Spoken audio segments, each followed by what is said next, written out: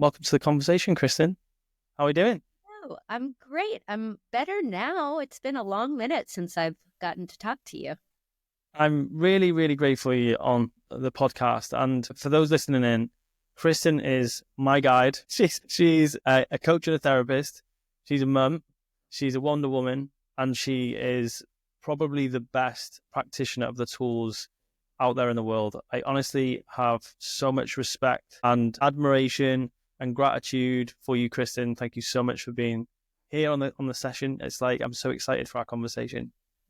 Me too. Thank you for having me, and right back at you about all those things. You know, in our work and the tools work, it's all about application, right? It's doesn't matter. I mean, what we're thinking in our head matters, but practicing, this is a dimension, the material world or earth school, as Elizabeth Gilbert calls it, is a dimension of application. You can know a lot, but if you're not applying that information, that insight about yourself to your life, you're not changing, you're not growing. And the reason I say that is that you are one of the people who does that like the most wholeheartedly and assiduously. You are such a devoted, committed practitioner of the work. And I'm inspired by you. I haven't gotten to talk to you. That's why I'm so excited. But yeah, do you know what?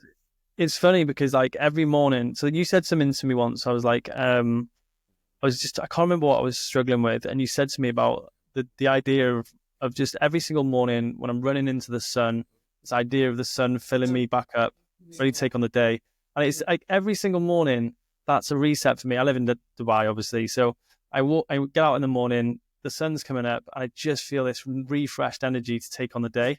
And I think, just want to take a beat to just really introduce what we're going to be talking about. So this is actually like 3 or 4 years, maybe more, 3 years ago. I found a book called The Tools through my work with another coach, and I reached out to the authors, and I got Kristan's mentor, which is Barry Michels.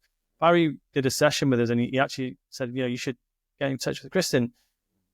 And the work of the tools, and this is what I understand, Kristan, you might want to kind of develop on this as well, is that when I started to work out in between stimulus and response, there's a choice. There's a moment though where we get to make a decision about how we act.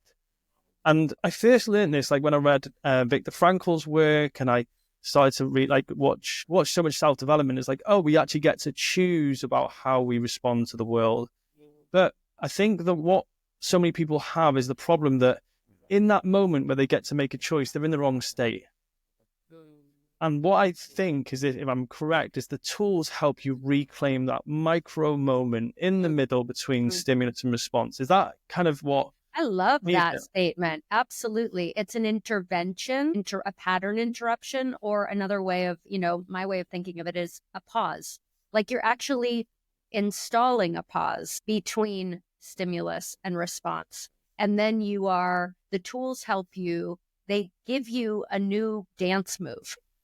And you don't even really have to understand why you're using the tool. That's what's so cool about the tools and efficient and elegant about them, is that you don't have to. It's like in our work, taking a new action begets insight and change and growth. It's not like traditional therapy, where you're trying to analyze all of your behavior and all the patterns and why and where it came from. That's valuable. It's really good information, but it also really works to just notice, oh, I hit my head against the same wall over and over. This mean guy at work, causes me so much strife. Let me try a new dance move. And you use a tool, and you insert the tool, and you watch outcomes change. And then that hardwires your brain differently. It gives you a new experience that, 99 times out of 100 feels a heck of a lot better than the way you normally do it. And so that's kind of, what a tool does. Yeah, I can even attest to that, because I remember, I taught in body transformation. The supermarket was literally a battlefield for your body transformation. Like you're walking up and down the aisles, you're going, that's where you're making your selection, often mindlessly. And I remember when I learned the tool, which is the Black Sun, and I just it was what Barry said when he talked about this tool. It was like, you're dipping into the external world to fill myself up. And I was like, that like changed my life. There was so many of my impulses where I would just be dipping into the outside world to fill a hole that was insatiable. And that carried on into so much of my addictive behaviors. And when I really, really understood this, I think I honestly now I've got so little times where I act on impulse and reaction. I'm like, I've become so much less reactive to my environment. And that changed my life. It was huge, and it helped so many people. And here's the other thing. One of the things that I first interacted with was shadow work. And what I found first and foremost, when I first discovered shadow work, it's very conceptual. It was very much like this thing, and I didn't have, because you hear so many people say, "Oh, yeah, you need to do some shadow work," or when you go through a period of your life where you're struggling, you need to work on your shadow. What I liked about what you do so well is it became a tool in itself for self-actualization. Can you talk to that for a second? Because I think so many people talk about this nebulous concept that they don't really use, or it's not a part of a strategy or a tool. And you do that so beautifully. Absolutely. I mean, I have to give credit where credit is due. I was trained as a psychotherapist and went to a Jungian institution. The shadow is Carl Jung, is the father of shadow work, a Swiss psychiatrist. But really, my mentors, Phil Stutz and Barry Michels, innovated a way to work with the shadow, which has more, like you said, is less abstract, more tangible, more real time, and gives you a way to apply a relationship with a part of yourself, right? The shadow is the part of you. Every single human being has a shadow. It is a universal human coping strategy. Everybody has a shadow, no matter how good or bad your childhood. That's a point that I really emphasize quite a bit, because we all experience varying degrees of trauma. But being human is traumatic because, let's just say it up front, we don't know why we're here. We don't know what comes next, and we don't know when we're going to die or how. So that's humbling, and that's scary, and that feels out of control. And we can pretend that's not the design of the game, the game setup, but it is. And so we walk around, and so we all develop a shadow because just being human is insecure. And anyway, the shadow is the part of us. We encounter things. Again, it doesn't matter how much trauma or pain or loss, every human experiences some degree of loss or not feeling that they're perfectly mirrored. Let me cut to the punchline. Whatever is unmanageable as we develop, as we're growing up, an experience we can't make sense of, pain that we can't deal with, a part of ourselves that our environment is saying, don't be too gay, don't be too ambitious, don't be too vulnerable. We all get messages. Whatever is intolerable or unmanageable to us, we push into the unconscious, and an alter ego self forms, a shadow, to carry that which we just can't make sense of in early childhood. So everybody has a shadow. And again, it's the carrier. Jung called it the dark side of the personality. The problem with not knowing your shadow, and Barry and I make a very bold statement when we teach our shadow workshop, which is that most psychological problems in the modern era come from forgetting that we share our consciousness with our shadow, with this alter ego self. And what do I mean by that? It won't remain a silent passenger for life. It ends up fading, creating a lens on how we perceive ourselves in reality. It also takes us over. It's incredibly, it creates friction in our lives if we don't find and admit our shadow. So back to the question, our work gives you a way to find your shadow and then bring it alive every day and relate to it. Here's the kicker: as a real being with its own consciousness, its own point of view, its own intelligence. It is as real, even though it's invisible and it lives in your unconscious, it is as real as your ego identity. It's just not visible. And when you start to give it the dignity of its own identity, point of view, and voice, you give it a voice. And our work teaches you how to bring your shadow alive and relate to it as a being not just the part you want to avoid. I mean, we avoid it because it carries material, again, that's confusing or painful. The ego would rather not deal with it, but not dealing with it has a cost. And so there's an elegance, people can come with so many different kinds of symptoms, and the answer most of the time is in finding the shadow related to the challenge or symptom or problem that they're encountering. And it's so elegant. It works, every time. We work with what isn't, what is presenting as a problem in the here and now. And it takes us back to some part of us that is stuck and lost and basically abandoned by us. We re-find it and bring it alive, and solutions follow. Yeah.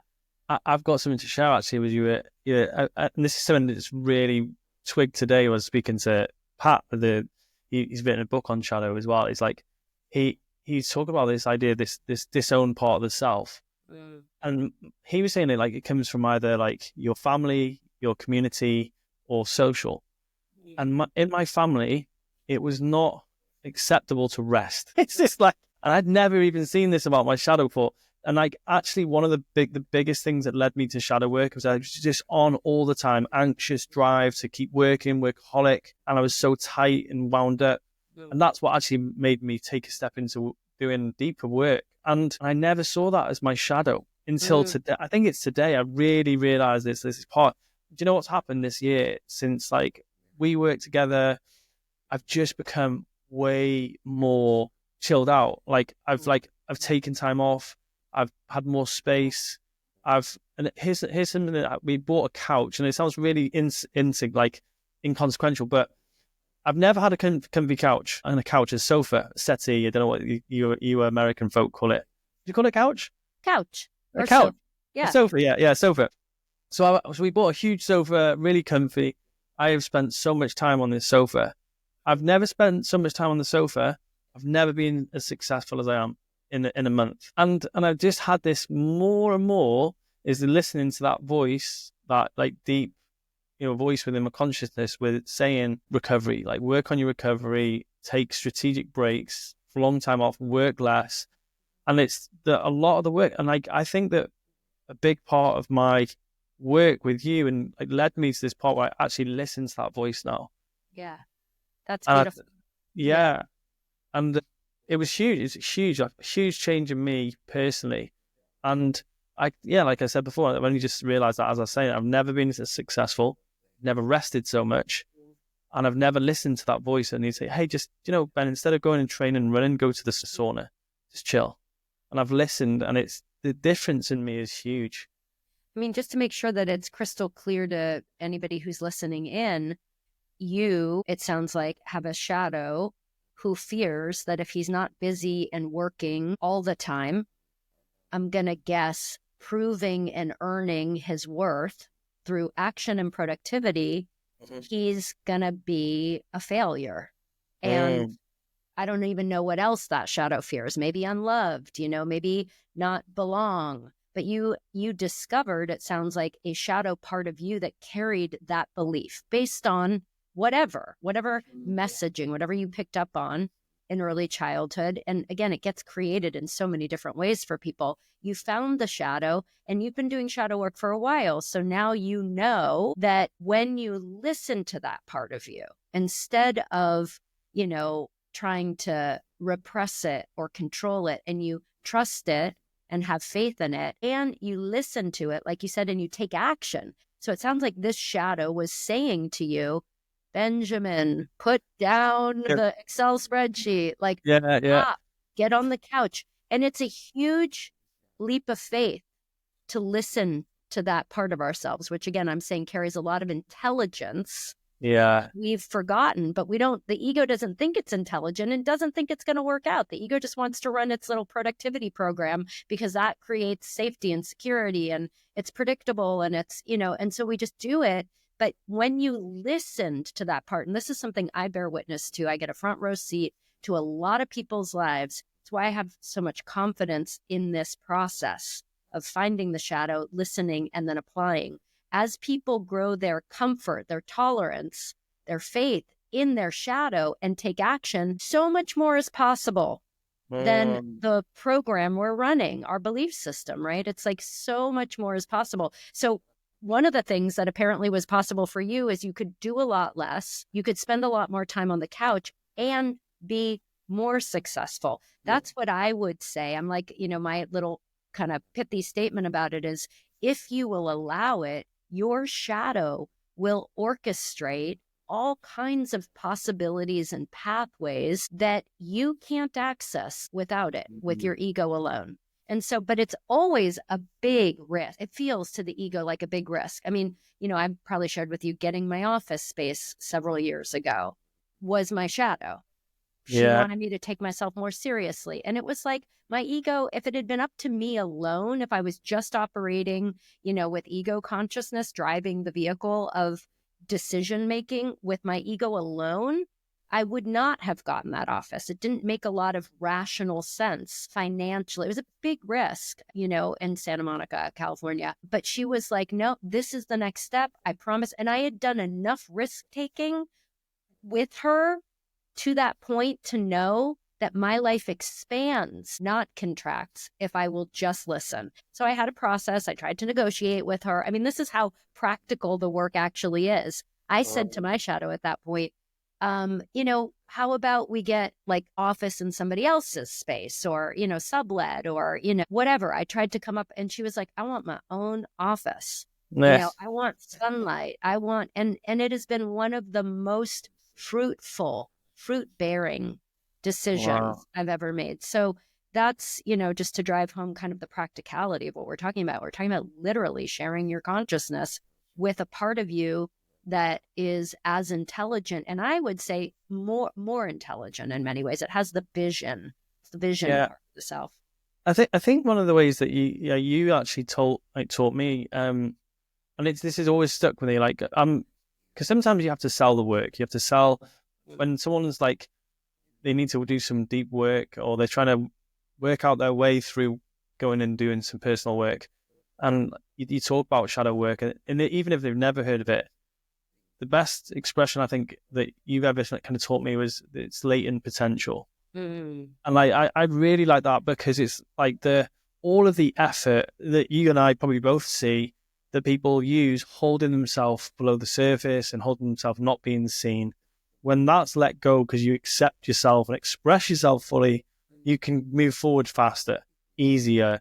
And that's always just stuck with me. I was like, okay, well, because for me, when I first started doing this work, it was abstract and it was wonky, and you described it as wonky, messy, and weird. And I was like, I was left brain, linear, logical, rational, Mr. Excel spreadsheet, and kind of like systems and process. So it took me a long time to get going, and I found it really difficult. But I just knew I needed to do it, and that's what really has helped me. Is like, as I've done more of this work, I have accepted myself way more. It's like I'm so easy in my own skin, and I think that's when I see a lot of, especially leaders who are trying to hold up this mask, have this personal, like it's like this persona, this professional guise which a lot of people wear, or a certain way. It's tiring. It's exhausting. From what you shared all those years ago, is that I've just dropped that. I'm quite easy. Do you notice that with the people that you work with? Because obviously you work with some highly credible people in the limelight. Is that a lot of what's going on when they move into those positions? Yes. I mean, I think that we develop a lot of defense mechanism, self-protection, coping to survive. And sadly, it kind of creates a block between us and the world. We develop all of these strategies to secure love and attention. Wow. Because we learn we have to do these things, again, like be productive, or be skinny, or be, perfect, or be, quiet or loud, or whatever you learned. Everybody learns something, and we just adapt. But the saddest part of that adaptation is that we're actually withholding the most true and real part of ourselves. And that's what feels best to express. It's also what happens to be most magnetic. People have like an invisible radar for authenticity. And it's, and they feel it, they resonate with it. I always love this statistic I learned a million years ago about, in communication, only 7% of what's happening is about the words that are being spoken, and 93% is about something else that's going on. So we get so hung up on, being perfect in X, Y, and Z way, but we're not actually giving the best of ourselves. We're protecting ourselves. We're withholding. And when we, in shadow work, you have to be internally safe.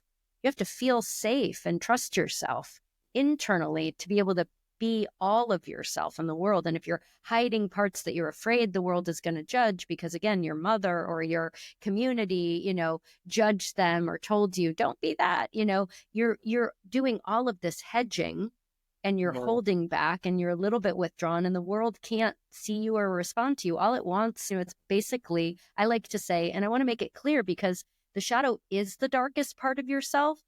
It carries all the stuff, again, that we want to, we don't want to admit, because admitting it, we have to feel some feelings again related to whatever it was that we stuffed down.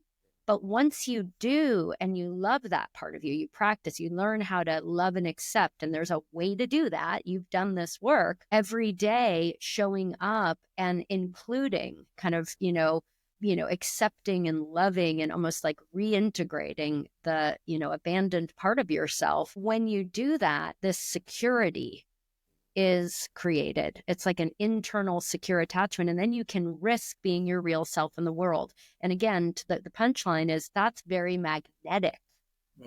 That's all of your lights. And the other punchline is that even though it's the darkest part of yourself, it's that unrealized potential. When you love and attend to it, when you do, like you said, we go to the outside world to compensate for our shadow, for how badly our shadow makes us feel when it's unknown to us. And so we just become addicts of trying to fill the hole that our shadow creates inside of us when it is unconscious, when it is unknown to us. We need people, places, and things. We use people, places, and things to compensate for that feeling of badness. If we can stop fixating on the outside world and turn towards the shadow and accept it, get curious about it, and work with it, we become actually bearers of light. Through that darkness comes this light, this latent potential and energy and courage and stamina to do the things we need to do to feel good in life, show up fully. That's what feels good.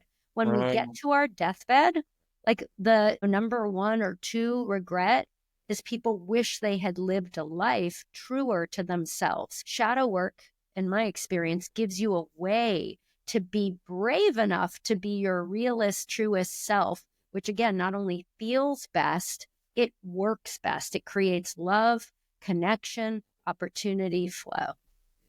Oh my gosh, so much there. So actually, I remember this is almost like a therapy session in some ways. I look at probably like 33, 34 when I started doing work with AMP, and when we met you and you did the tools and the shadow work with us. I looked back over my past and I had so much shame, so much regret, so much of the stuff that I so many of the things and ways I'd been in the past. I had so much heaviness over, just not like loads, but it was like slowing me down. I've a look back now, I don't have that. It's gone. It's like I've really accepted that, and I've really given that acceptance and forgiveness, and there's been so much in my life. So now when I'm creating, I'm just so much lighter, brighter, and faster, and that's I think what's been the biggest shift for me personally. I'm just going to ask a personal question, if that's okay, Kristan. What's been the biggest change for you? What did it do for you? Oh God. I mean, me too. I carried, based on, my early experience, so much shame, so much fear. I was afraid most of my childhood. And so without really understanding it, again, like all of us just run a little survival program, and mine was just perfectionism. I'm going to figure out, how do I be loved? How do I secure belonging and, connection? And so I got, I just tried to learn a way to do that, and lost in who I was, truly, authentically, and became that, survival self, performative self, false self, and so I had carried so much of that. By the way, I had done lots of therapy, because I trained as a therapist. You do a lot of a lot of therapy, so I had told my story, I knew my story inside and out. But when I started encountering my story as my shadow, which, by the way, this is totally a side note, but is really what, psychedelics are so popular right now. And it's very similar to what shadow work does, but without needing to take any kind of mind-altering substance. It's the same thing. When you encounter, it's an encounter, though. That's the difference, is my point, is that when we do shadow work, we close our eyes. I close my eyes all the time to shut out the material world, shut down the ego, its default mode, survival program that is running all the time. And you go into the unconscious. Anyway, when you have this encounter with a part of yourself that is lost to you. And when I started doing that practice, as opposed to just telling the story and repeating the story, it didn't matter. I worked with that. Didn't help me. It helped me a little. But what really helped was working with the part of me that carried that story, carried those fears. First of all, loving her and attending to her every day, even when I didn't feel like anything was happening or working. That's what I was taught. Do it anyway. You don't have to believe.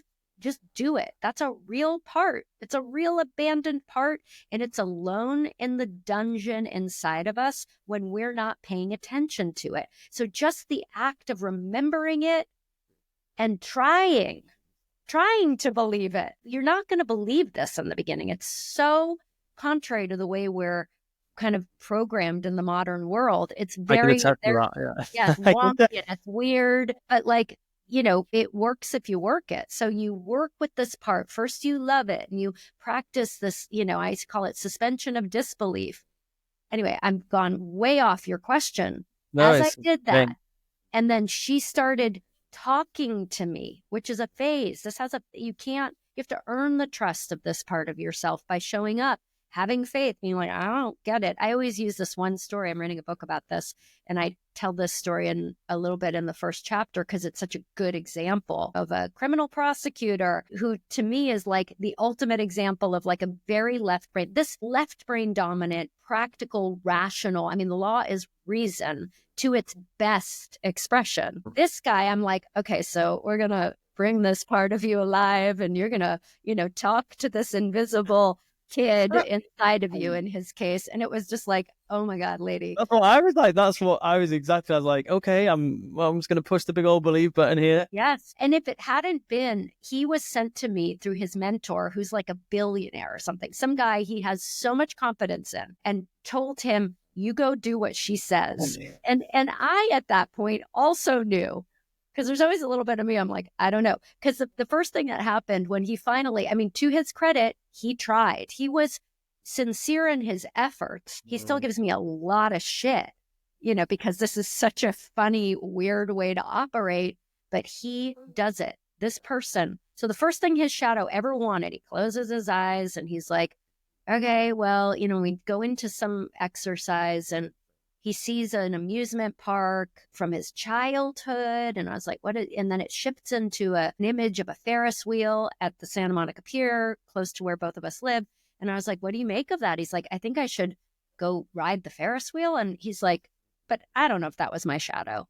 And I was like, well, would you ever have had the idea of going and riding the Ferris wheel? And he said no. And I said, well, that's your shadow then. Let's assume that's your shadow. And he went and he rode the Ferris wheel. He left his law practice early on a Friday afternoon, went to the Santa Monica Pier, rode the Ferris wheel for this supposed imaginary being who I kept saying has the keys to your future. And by the way, I buried the lead, but the reason he came to me is that he was miserable practicing criminal law.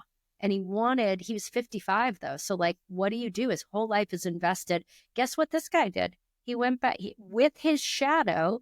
He ends up going back to law school. He believed he was too fat, lazy, and dumb to be a tax lawyer. That was his internal belief. He didn't know that. But this shadow really believed that shadow believed all he deserved was criminal law, which was basically Wow. a reenactment of his early childhood environment. That's why he was miserable. Some people, being a criminal prosecutor, would be like the zenith, the dream come true. Yeah, yeah, I was Him, gonna it was say. his childhood all over again. And so with his shadow, he ended up taking a huge risk on himself. And again, it didn't happen immediately. First, it was the Ferris wheel, then it was a little bit more risk, then it was a little bit more risk, but he brought this part alive. And now he's like in this incredible stage, like so much has fallen into his lap. He found a client of his became like is handing him his tax business. It's kind of crazy. And I don't want to get too over the top. And you asked me what it's done for me. It has made me, I love the way you said it, because that's actually my experience. I am able to risk my light. I am lighter, and I am in joy, and I am in flow. And that shows up in my love relationships with my children and my partner. And it shows up in my work. I have confidence to take risk on myself, which means I participate. I was a hider. I always hid. I like being behind the scenes, and I like staying underground and, behind. And that's not really what my shadow wants. It's hard for me still, Yeah, I'll because be honest. even like you see with the like, so when I listen to just so you know, I'll probably put it in the comments for the podcast. I'll put a link to all the audios that you and Barry have done. By the way, these are the best psychoeducation you can possibly get your hands on. Like, they are so good. I've listened to them hundreds of times, literally hundreds of times. It's been running, and what's really interesting is like you can hear that like when you and Barry as a team is such a good synergy, and these are like the most well-known psychotherapists in the whole of pretty much the world now because of the Netflix documentary and stuff like that. And it's like you're really taking a forefront in the tools work now. It's like, which is really great to see. So for someone who wanted to be behind the scenes, that must be quite a big shift, right? Totally. I mean, and again, just to drive home the real timeness of this, just because you know something doesn't mean that you're like inoculated from being human, right? So there's a 12-step slogan, and I think 12-step programs have a lot of wisdom intelligence in them. And so one of the slogans I like the best is you can't stay clean on yesterday's shower. So I know a lot about my shadow, and I have a lot of trust and confidence in the relationship, just like you do. You were willing to sit on the couch and trust. I had to cultivate that over time. But doesn't mean that when I'm up against some new risk edge, it's not completely scary all over again. So where I was going with that is it's still like, for me, social media, like I still have the getting out ahead. I have to work with my shadow every time I do a post. I have to use a tool to get out of my own way, because my natural default mode, here comes that idea, the way I would run the show, if left to my own devices, would be I would never put anything out there. It's too dangerous and scary back then. And that shadow drives my personality unless I'm loving it, and drives my decision making and my actions. But once I connect with her, I'm like, girl, I heard you. You want us to make a contribution to the world. You don't care what people think about us. You care about us expressing our full potential. Okay, I'm going to do it. I'm going to do it with you. If I do these things with her, I become able to take risks and show up in my life with a degree of presence and life force that I do not show up with if I'm just an ego. And it makes everything better. I am in new heights of love and connection in all of my relationships because I am more whole. I mean, it's really basic. It's really basic. If you are a house divided because half of you or 70% of you or 20% of you lives in your unconscious and your shadow and is unknown to you, then you're only like 80% here. How can you expect the world to respond to you and see you and flow to you if you are only whatever 50% present. So the more you work with this part, again, it's like everything opens up, and you have the courage to take risks that you won't be able to take if you're just in your primitive set of fears that your ego will keep running and running and running and running as a program automatically. Yeah. The way I like I've bargained with myself is like, when you look at these guys and gals who've invested in Bitcoin 10 years ago, they bought some Bitcoin, and now it's like, they're cashing in. And it's like the way I've kind of sold myself this idea of shadow work and doing this work, and it's been unsure and all these different things I've had to kind of get my head around, or not get my head around, literally my soul around, is that progressively it's become more of a guide, and it's helped me more and more. And even in just the short time of over the last, say, 3 to 4 years, it's been huge. And what's that going to amount to as I keep investing in that relationship? So it's like, that's kind of like how I'm selling myself the idea of doing the work. There's something you said there that's like, this was probably one of the most pivotal things that you said to me. And I think you might have even got so excited you were like almost shouting it. It's like the win is the risk. And like, it's kind of this, like, we know you hear from clients all the time, I know what to do, I'm just not doing it. And it's like, they're so hung up on the outcome. And you said to me once, and I think it was about age speaking do I was doing, and it was about risk, and I can't remember what exactly, but it was, then the win is taking the risk, and whatever happens afterwards, if any good comes of it, giving it over to the shadow, like you and your shadow, risking it. That's as soon as you get to that point and you've taken the step, you've done the thing, that's the win. Like that for me it was pivotal. I was like, just take the risk, Ben. Like, as soon as, it doesn't matter what happens afterwards, it's like, take the risk. If it's negative, neutral, good, whatever, just take the risk, and that's the win. And that for me helped me create so much momentum. So if you could share a bit on that, that'd be really amazing. Absolutely. One way that I talk about that kind of more recently is that it's like the privilege of the untraumatized is to care deeply, to try, to risk, to fail, to get up and do it all over again. Right? So you lose that when you carry a lot of, and again, I made a big point at the beginning about like trauma doesn't matter, but like when you, again, like all of us are traumatized to varying degrees. And when you're running your fear-based ego program, which is what we automatically run, you don't lose the willingness and the ability to just care deeply, try, risk, fail, rinse, repeat. That's what life calls for. Life calls for us being willing to do that. And so, if we can do that, that is the win, 100%. Because truly, life is a numbers game. If you do that enough, you win. You do win. But the other thing is, I want to make this a separate point, is that's what feels good. That's what feels good. We have credibility with ourselves. It doesn't feel good to hide, to go back to me. Like, you're lying to yourself. You can pretend you're okay. But that's what depression is. That's what anxiety is. You don't have credibility with yourself because you're not stepping up to the plate of your life. What feels good is to participate in your life. But again, if you can't take any of those risks, because you're so divided internally, then, which is what you won't be able to take risks, and it feels really bad. And so, we have tools that help you learn this, right? So there's a tool that helps you practice, kind of detaching from results and placing the emphasis. The metric of success is the fact, dear shadow, you practice this in the tool.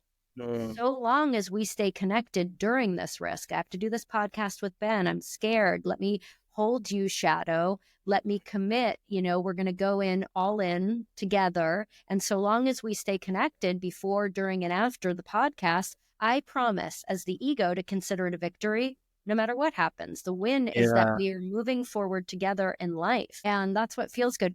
There's one other thing I just wanted to say that I think is really important that hasn't been said yet, which is that I do want it to be really clear. There's also a positive self-reinforcing part to this work. So what happens is that when you systematically take these risks with your shadow, and you live through it, 99% of the time, our worst fears don't happen.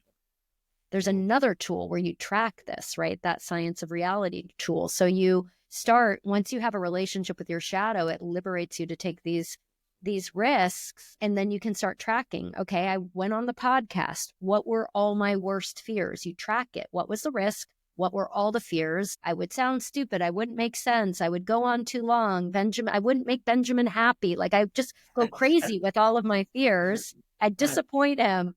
And then I track in the third column what actually happened. And the point is, 99 times out of 100, all the things we feared don't happen. And this becomes self-reinforcing. The more you take these risks that your shadow wants you to take, and you do them with your shadow, and not only do things not go horribly wrong, you expand, things get better. You're like, okay, I'm a believer for life. Like, I will run this program forever. It feels better, and my life expands. Oh my God, yeah, because even recently, so I had a couple of business decisions to make, and like one of them was like a huge investment in ads, or do I spend the same amount on a coach, or do I spend this and it's like, and they all feel risky, and I was sitting on it. I was like, okay, and I was stuck, and I honestly, it was like, even though I was having a great month financially, there was actually a big part of me that was really stuck. So it was interesting, because normally I always tell myself, if I'm in this much momentum in one area, of course I'll be able to move forwards in another. But I was literally couldn't make a decision, and I didn't know why. And I realized it was just about that risk. I was like, I'm telling myself that if I make a decision on one of these three things, it's going to be, the risk is too big. I might, there's going to be a bad thing that happens at the other end of making that decision. And anyway, as soon as I realized that, made a decision, moved forward into action. It was definitely like a reversal of desire moment. I was like, okay, I love making decisions. Decisions set me free. Bring it on. And I made a decision. I texted the person. And it was like, I made a decision. And I think that was kind of like, I'd missed that. Sometimes when we live so comfortably, we miss that opportunity to really and I think those micro moments where you get to make those kind of decisions are pivotal. Yes. Action is the medicine. The people who make the most amount of decisions and are in the most amount of action kind of win, in that resultsy way. I mean, they win internally because they feel better. But again, math adds up. Like, you throw enough spaghetti at the wall, something's going to stick. But that was gold. What's that? That was gold, what you just said then. Okay, awesome. And again, when I want to drive home, the reason you and I are talking so much about the shadow is like, you can know that. You can know, oh, let me just get into action. Let me set my goals for 2025. But there's a part of us that holds us back, sabotages us, and makes it impossible to take the risks unless we work with it. So that's what shadow work gives you a way to do. How do I find the part of me that is making it impossible for me to get into action, that's paralyzing me? And let me just say this. If you are curious, as soon as the ego is curious, if you want to know what that part is, it is there. Like, we've forgotten. This is a lost art in modern reality, in modern times. If you want to know, I guarantee, I can tell you this authoritatively, and I'm not in the business of making promises, but I have enough time and experience working with every variety of person, hour after hour after hour. This is reliably true. I mean, by the way, Benjamin, I keep thinking this. I'm like, I kind of feel like we got to provide an exercise. I feel guilty being this excited. I'm talking about, but not giving people at least a little way to do it themselves. I don't want to direct the conversation, but I'm just telling you that's coming up. My shadow feels go for it. Yeah. Hey, I'm an active participant. If you want me to be if you want to do the work and ask me to be we can end on that. We can end on it. But I feel like we have to give people just a taste of, because I want to deliver on what I just said. If you're interested, if you're curious, if you want it, I guarantee this part of you wants to be found by you. It's just waiting. It can't come alive without attention. That's what the ego controls. Without willingly turning inside of yourself, closing your eyes and getting curious. Why I'm having all these big feelings about, not being able to make a decision, or, my child going off to college, or, my job that I hate. It doesn't matter what it is. If you slow down, close your eyes, and get curious, feel those feelings, you can find the shadow who is if the feelings are big in the here and now, right? When we're triggered, it means primitive material is present. So if it's hysteric, it's historic. That's what they say in a 12-step program. But it's like, so if I'm triggered, it means there's a shadow who needs my attention. Every time it's reliable. And I just want to give people a way to know how to start working with it. Yeah, I think that'd be amazing. I like what you said about being triggered then, because I don't get triggered as much anymore. Like that's something what it's done for me.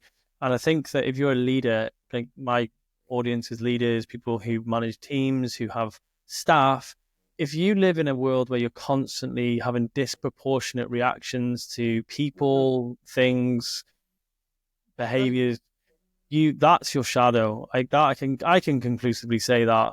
And I realized that was the thing that changed for me in doing that work. I was walking around literally like a triggered, stiff-jawed, clenched person. And I think that's what changed for me the most.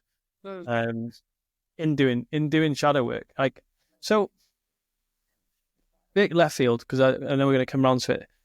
There's something that I heard I think it's you or Barry said, and it is because my audience, if they've listened to the podcast for more than 10 minutes, they know I talk about part X, and part X being the self-sabotaging inner enemy that is there to steal your attention and weaponize it against you so that you don't move forwards. And one of the things that you said was really interesting, and I've seen, once I heard it, I can't remember which audio it was, or you just said it to me personally, but it was about part X weaponizing your ability to sabotage relationships. Like, it's literally like cannibalizing good relationships. I think that's what I heard. And I realized that so many people do this. They cannibalize, and like I've done it. I think I've heard Barry explaining this before, is where you have a narrative in your head about somebody and you can't let it go. And it's normally the closest people to you. And I realized that was a really bad habit for me, is that I would have really good friendships and they could do one thing, and then I would get a really like kind of bad narrative going on, and it wouldn't break the relationship down. It's just in the moment it would disconnect me from them. Is this making sense, Kristan? Because it's something that I've noticed in my own psyche over the last year. And since I noticed it's way better, I catch myself doing it way, way, way faster. Yes. Could you share on that for a second? Yeah, absolutely. I mean, listen, part X, I want to make sure people are hearing it. It's part and then the letter X. So now you're introducing a new figure who lives inside of us. Part X is different than the shadow, but they're very related to each other. I like to think of them as two sides of the same coin. So part X, just like the shadow, is universal. Everybody has this part of their psychology. And again, to me, what is so brilliant about tools work and the work of Phil Stutz is that it gives us a way to just simply understand these figures and work with them. So we're not like caught up in analysis. It's very applicable. So everybody has the part of them that is the inner bully, enemy, saboteur, critic, right? We've heard a lot about the inner critic. That's what we're talking about when we talk about part X. And what part X does, especially when you don't know your shadow, it's taking your shadow's fears and it weaponizes them against you. Right. So let me make it more concrete. If I grew Kristan, up... Can I just interrupt you there? So one of my biggest part X experiences was impulses. I would be sat down to do creative work and I'd get an impulse. So what you just said there is it takes your shadow's biggest fears and weaponizes them. So is that why I had so many impulses? Because my shadow's fear was slowing down. I was just going to say that sounds very, without doing the work on it, with you. Yes, it sounds like that was almost like a tick. It was like a behavioral habit of like, I don't know how to be still, which was coming from a fear that your shadow had, that if you slowed down, you'd be lost. You wouldn't be able to pay for groceries, right? That was like existential, primitive fear that you carried, by the way, because for some good reason, the shadow gets created based on real stuff that's happening. The problem is that you will keep running. You will base your whole life today on the assumptions and the beliefs of a part of you that lives in the past. So maybe you couldn't pay the bills. Let me just make some quick math here. Like, let's say, I just want to be clear. The shadow gets created for real reasons. Maybe, your parents couldn't pay an electricity bill once and you went to school and you weren't able to brush your hair and somebody made fun of you. And that created a shadow who's like, I will never, ever let that happen again. I will do everything to have money and be able to provide. And that, believe it or not, this is really how human psychology works. That creates a set of habits of like, if I slow down, I'll be back in 5th grade with messy hair and everybody going, that loser. And so it runs the show from the subconscious, from the unconscious, same thing, subconscious, unconscious. And our part X takes the fear. If we don't work with it and we don't know it, sadly, like conventional psychology calls it the negativity bias, we have a part of us that is collecting evidence all the time that our worst fears are true and convincing us to never take the risks, right? So it does it in very creative ways. It creates impulses. It creates, overworking. It creates whatever it creates. One thing you also said in an example you gave is this is a different shadow in you, I would assume.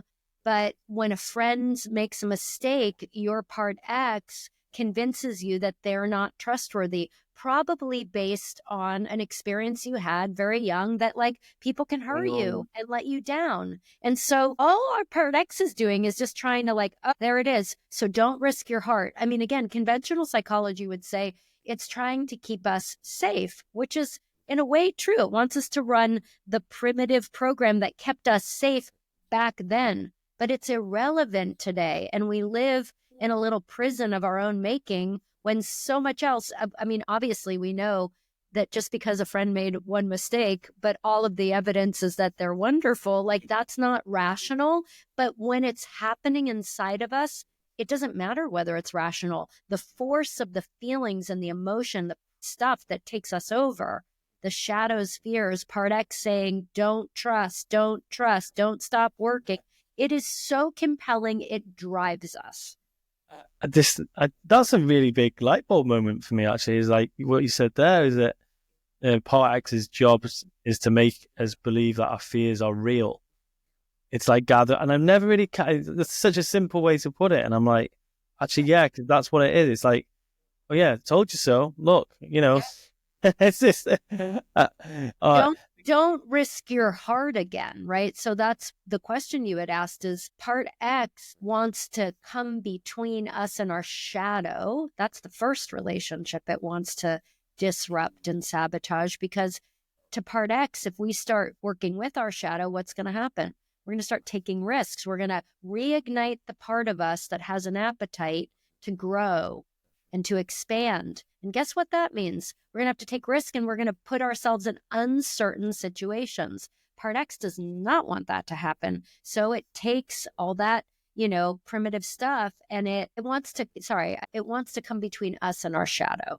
So it hijacks our attention. It hijacks us. It uses so many different strategies. But then the other way, it doesn't want us to risk in our real relationships with people in the present tense. So it's anti-relationship. It doesn't want us to connect with our shadow, and it doesn't want us to engage in relationship, because what are relationships? Yes. Yeah. So I'm just seeing so much clarity from that as well. It's like I can see in my own life where I think going back to like, what has all this work done for me? I can go way deeper in relationships. And Yeah. the most important thing is, I feel like we're talking so theoretically about everything, but the beauty of the tools is that you don't really have to understand any of this. What our work, what tools work teaches you to do is to start to identify, how is your part X working you? Kristan, if you post on Instagram, you are going to say something dumb and you're going to be canceled. I mean, that's literally what my part X, that's the pitch. I mean, it says a lot of other things, like, I don't know if you can see, like, this hair isn't working and like, whatever, like, it fills me with a lot of incessant talk, chatter that robs my focus and makes it impossible for me to do the very simple thing of like telling the truth with my whole heart, right? Right. And it convinces me to do that, and it makes it impossible so that I, withhold and withdraw. Oh, my point is, sorry, I lost the plot. So the point is, as soon as you just need to start identifying, how is your part X? What is it telling you? People are untrustworthy. Horrible things happen. You're too fat. It's got something and that it's telling you all the time. And in our work, you start fighting it. You start standing up to it. Mine's don't show off. I don't know where that came from, but because I don't think it was my mum. I didn't think it was like, it was like, don't show off. I think that was definitely one from school. Like, don't be a show off. Don't show off. Well, that's a thing in your culture. I didn't know it until I worked with Brits and Aussies, but tall poppy syndrome. Tall poppy syndrome. We don't have that. That's not a thing. Yeah. And I definitely in a small North Wales town, it's like, but, even though I was showing up and I was showing off to a degree, I believe there was way more to it. There was I had so many more gears. I was in gear 5 where I realized I probably could have hooked gear 10. And so that was a big one for me. I love talking about Part X. I could literally do, I've done so much work on understanding Part X because so many people resonate. Like, honestly, I just think the psychoeducation of telling people about all of the weapons of Part X and being able to label it. I really like that style of education, which is like, sometimes I've got so much shift personally just from listening to you and like listening to the stuff that you and Barry have done or listening to the books, because I don't need to do any therapy. I just listen. I'm like, and I can spot it so much quicker. And I think guys like that kind of therapy as well. They can just listen, they learn, and they start spotting it. And I've given guys kind of just a basic of what Part X is. They've gone away. They've learned, it's like, oh my gosh, yeah, I can spot that now. The energy, the hopelessness, the lack of the victim narrative. So that's been a really big help for me and so many leaders. I know at the end of the session you said you wanted to do some work. So I think now be a great time to do it. Yeah, that's awesome. And just to close that point about Part X, you don't have to understand it.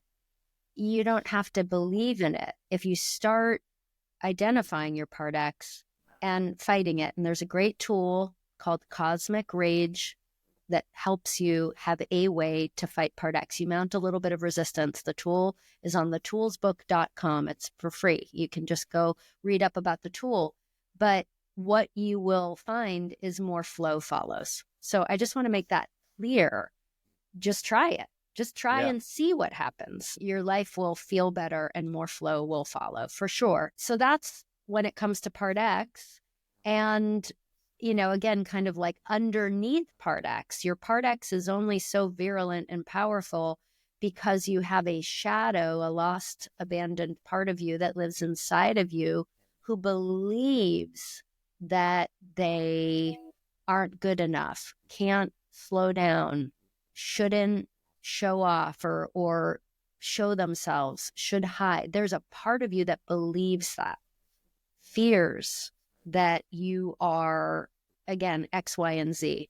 And it's different for all of us, but it's, again, every human carries this part of us. So Part X is very powerful to the extent, especially more powerful if we don't know our shadow. So again, they go hand in hand. The more you find and love your shadow, it's like inoculating yourself to Part X. Your Part X isn't as powerful because you love what does it have to weaponize against you? Whoa. You're already like, hey, it's okay. I know I'm afraid that if I, put myself on Instagram or show off or stop working hard, maybe everything will go to pot, and I've made a decision to do it anyway. And I love myself no matter what. And you're practicing tools. What's your part X going to use against you? So the more you work with your shadow, the less power part X has over you. And the more you fight part X, the more safe your shadow feels. So again, they really relate to each other. But let's take it kind of out of theory and do something, give people a way to start to identify their shadow. And let me just be clear, the shadow is shape-shifting and changes over time. So you've probably picked up on the fact in our conversation that you continue to work with the shadow. It's kind of like you find a shadow, you work with it, and you mend the rift between you and it. And it doesn't mean that you won't need to work with that shadow again, but most likely your life will present new challenges and opportunities and growth experiences, and you'll get the opportunity to discover some other shadow that lives inside of you. So it's not one and done. It's an ongoing process for being human and being able to, again, keep expanding, taking risk, and growing. And so whatever you find today, that's all my way of saying, trust it, go with it, trust that it's what wants attention today. And there are probably other shadows that are going to want attention. The more you tune in and try this stuff, the more not only you will find lost parts of yourself that hold the keys to lost potential, but the more you'll have a real experience of it. So it really is an act of faith and, or a suspension of disbelief. Just try. And if you don't get something, kind of breakthrough today, try again tomorrow. It's there, it wants to be found, and it will continue to morph and shift over the course of your life. So should we do that? Yeah, I'm game. Let's go. So if you're, again, if you're listening into the podcast and you're in a place where you can close your eyes, I'm going to close my eyes because it helps me tune out the material world. And so, if you're driving, then don't close your eyes, obviously, or pull to the side of the road or listen later, tune into this part later. But for this part, I'm going to need you to close your eyes. And I'm just going to make that a step in and of itself. Closing our eyes is an active decision to put down the material world. So just for the next couple of minutes, everything out there, your identity, your obligations, your responsibilities are null and void. Let's make that decision. Closing our eyes helps us tune out of the outside world and tune into the interior world, which is just as real, but more mysterious to the ego, less tangible, and it's invisible, but it is as real and it is playing a real part in your day-to-day life. So this is an act of turning inside and bringing attention and curiosity and non-judgment to this interior space. And I'm saying all of this because what I'm asking you to do is just you're getting on a ride. When you go into this interior space, the unconscious or the right brain, which is where the unconscious is in the right brain, all the rules of reality are a little different. It's a lot more like a dream state. So you have to trust. For the ego, it requires trust, non-judgment, and just kind of following. The unconscious speaks in metaphor. It's visual, it's image-based. So I want to encourage you and invite you to just get on the ride and trust and follow. I have a tremendous amount of confidence from doing this work with so many different kinds of people that the unconscious does not make mistakes. So whatever it is that comes up, we may not get it. Doesn't always make sense to the ego, but it's not an accident. Okay, so let's bring that spirit into the next part of this tool. And now what I want to invite you to do, I'm going to give you 2 ways to practice this tool. There's kind of a generic way. That's the first way I'm going to lob up. You could go into, I want you to come up with a memory, a time when you felt one of the following feelings: shame, vulnerability, guilt, or exposure. Okay? And I'll come back to it, but that's one option. You could look for a memory of a time when you felt one of those feelings, or you could go to a situation that is triggering and activating you today. And it's anything. It could be anything, something that is bringing up big feelings in you. Again, it could be a relationship with a kid or a partner or a boss. It could be your obsession, your meanness to yourself and your body every time you look in the mirror. It could be having to let go of something. You wanted a house, you wanted a job, you wanted to get into a certain school or a club and you didn't get it. So I don't care what the feelings are. I want you to, this is invitation number 2. Think of an experience you're encountering right now that is bringing up a lot of feeling.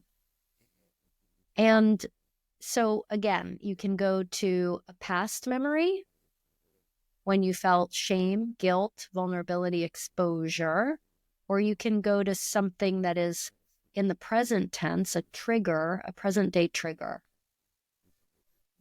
And once you have something, I want you to, with imagination and focus, very powerful faculties, bring that memory or that experience alive. So if it's a memory, recreate the memory in your mind's eye. Go back to the humiliating thing. Go back to the experience and try to reenact it in your mind's eye. Bring it back alive. And if it's a present day trigger, go to the last time you had an encounter with that trigger and bring up the feelings as if they're happening right now.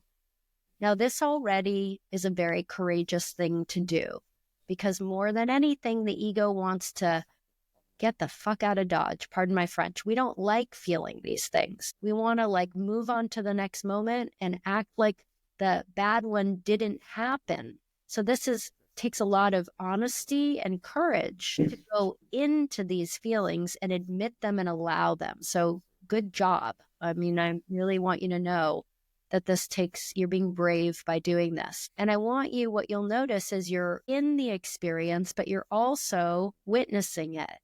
So that's what we can do when we're not actually in the experience. We can recreate it and we can observe it and become aware. So again, recreate the experience in your mind's eye. And now I just want you to get really curious. What are the feelings? What is that state like? If I'm angry, what is that like? What's going on inside of me? And again, I want you to kind of hover around it and see if you can collect information. Are there other feelings? Are there sensations?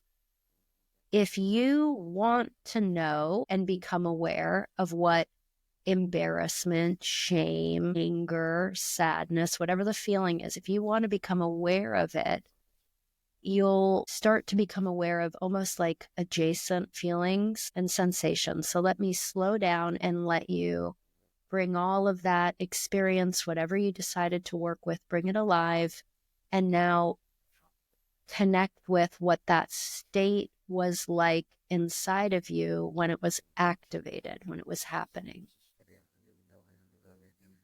Just take courage, feel the feelings, notice the sensations, notice even if there are thoughts. And now, once you feel connected to that state, I want you to imagine, this is a leap, that you can take all of those feelings, sensations, thoughts, and you can put them outside of you. You can push them out or you can step back from them. But I want you to see that state of whatever, fill in the blank. I want you to see it outside of yourself. And I want you to know and admit that there is a being who carries those feelings and sensations for you inside of you all the time. And your job is just get curious. Who is the being? So you're giving those feelings a face, form, figure, an identity of its own. And mostly you're asking, who are you?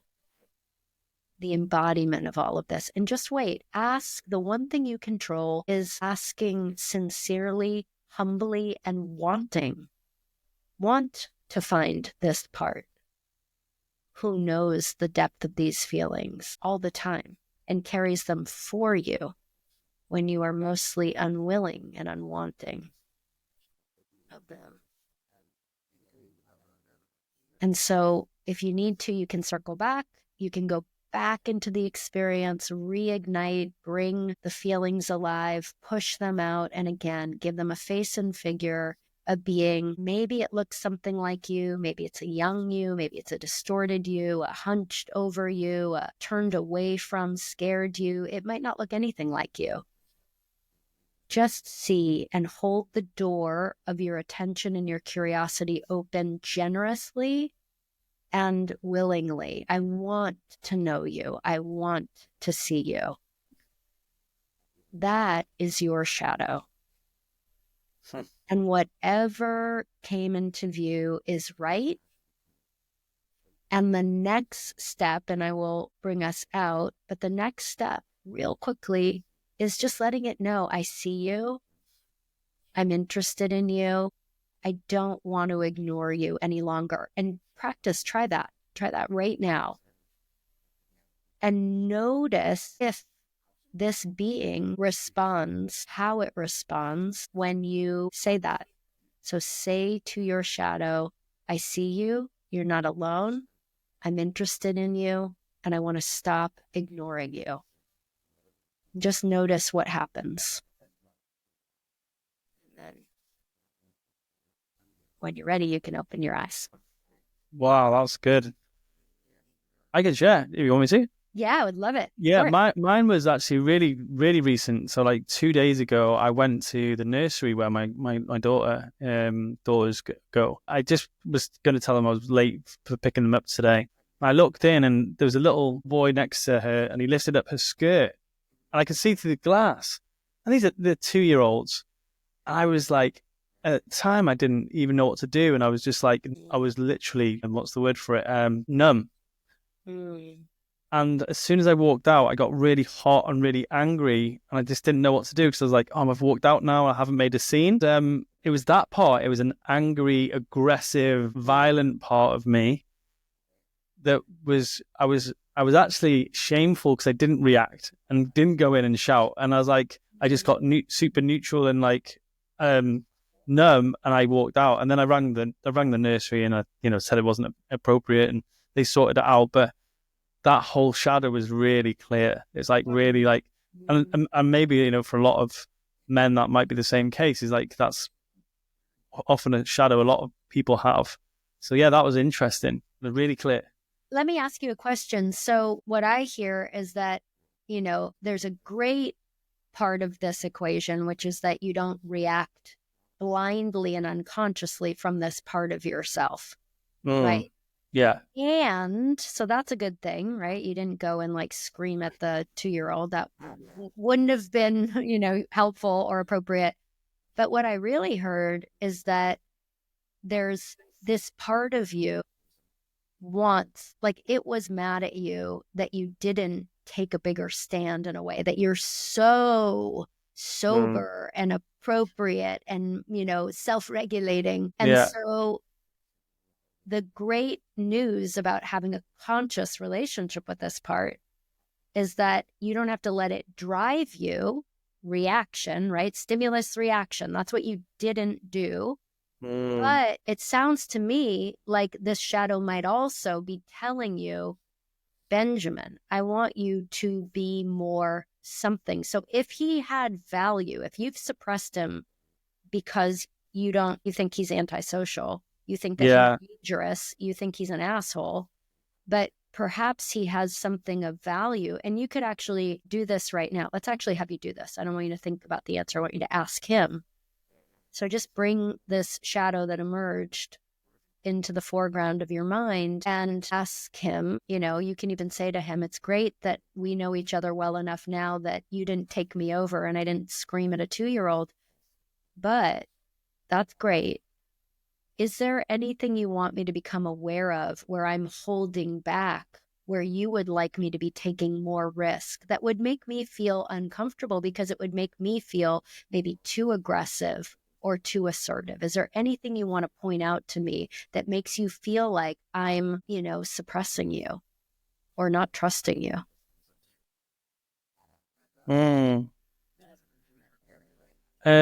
Yeah, I'm just hearing hear it and stand up for yourself. Don't be a pushover. Like that's That's kind of, don't be so amicable. Is it amiable? Amiable? No, well, I think both actually are words, but I Yeah, think that's interesting. Don't be so amicable. yeah. I am quite amicable. It's just like easygoing, and yeah, and like I think sometimes I get pissed at myself. I'm like, no, don't sit on the fence. Be pushy here. Yeah. And yeah, So that's just to finish this whole loop of this conversation. That now is something you don't have to do anything with it, but if you do, your life will change.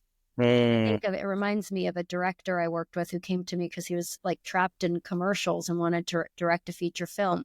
And the whole crux of making that leap came down to a figure like this, an evil shadow. He was the nicest guy ever, so appropriate. It had worked. I mean, he's a very successful guy, but being able to get to the next level of self-expression and creativity required him to be more of an asshole. And it was so uncomfortable for him. So we found, and I tasked him with, and by the way, he just made his first movie. So like that figure worked for him. But so what I would task you with is asking him every day, show me an opportunity to be less amicable and a little bit more of an asshole. And you have to, I mean, you don't have to do anything, but if you should you accept your mission, you have to try it, because what you perceive as being an asshole is not being an asshole. Yeah. It's more assertive. It might command more respect. It probably reads more confident, right? There's like all kinds of, so you don't have to even understand any of that. You have to be looking for opportunities. I don't know if asshole is the right word, although I feel like we've talked about this before. Yeah, we have talked about this before. Yeah, now I'm remembering that you still are not wagering your ass, but you need this shadow to help you have the courage in the moment, because you are still going to be too nice, too humble, too self-deprecating, too accommodating. So your only job, in my opinion, is to ask for an opportunity, work with him to kind of orchestrate, and then you help me see it when it happens, something that is tolerable. Now, you can't go to, a degree that you're of risk that you can't tolerate, the ego can't tolerate, you won't do it. But there will be micro opportunities to risk. I'm thinking of an example from my own life when I worked with my evil shadow, and it was literally on a customer service call. And it's like, I just remember, I was like, oh, here's one of those opportunities. I'm just going to be endlessly nice instead of asserting myself. Like, I don't have time to like make the person in customer service happy, but I want to treat every human being with like love and respect and dignity. And so I brought in that evil shadow and I said something. I don't remember what I said, but it was like kind of demanding. And it was like, not only was she not offended, it just got what I needed so much faster. So find small ways to test this hypothesis. I love that. If you live in Dubai, they are super assertive in customer service. They're not nice. They are very direct. That's really funny. The women you speak to on the phone, they are very, very direct, and it's quite refreshing. It's like, okay, cool. You feel like you mean some customer service calls, apparently, whatever you're putting off. Yeah. I'm really glad people will get to see that. Like, honestly, like sometimes I think that, the work I've done with you and the work that is what is created for me is like your brilliance in the way that you just do that thing. I have so much envy of your ability to just like kind of just guide people through that. It's one of my North Stars.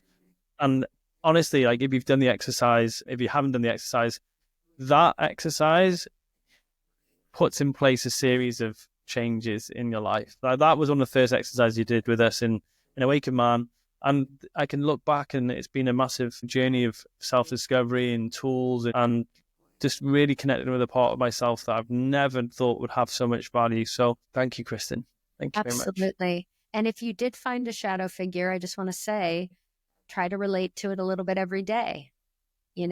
Practice. It's very simple work. Just remember, hold, your shadow, hold a visual of it with you 2 times a day. That changes its reality.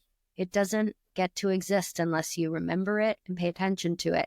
One step further, you could ask it, what do you want? What do you need? How can I make you feel loved, seen, protected. If you ask, you'll get answers. If you ask it, you'll get answers. So that's how you work with your shadow, is you remember it, you bring it alive in your mind's eye. I share the first moment I wake up with my shadow. I made a commitment to myself just to create a habit because the natural default mode is going to be to forget.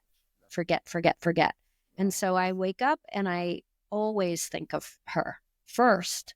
Hi, I have a check-in. Some days I feel it, some days I don't feel it. I do it anyway. So that's kind of part of the practice. Anyway, thank you for having me. Thank you. Yeah. So what I'm going to do is I'll signpost a load of stuff in the comments on this podcast or this YouTube video or however you're consuming it. So you can find Kristan's work. You can find the tools. When's the book out? Come on. I know. Probably 2026. And when eventually the book is out, I will be showcasing that. I'll be sharing that because I'm sure it'll be full of absolute gems. And thank you so much for sharing on the podcast today, Kristan. Thanks so much for having me. Always so much fun to talk to you.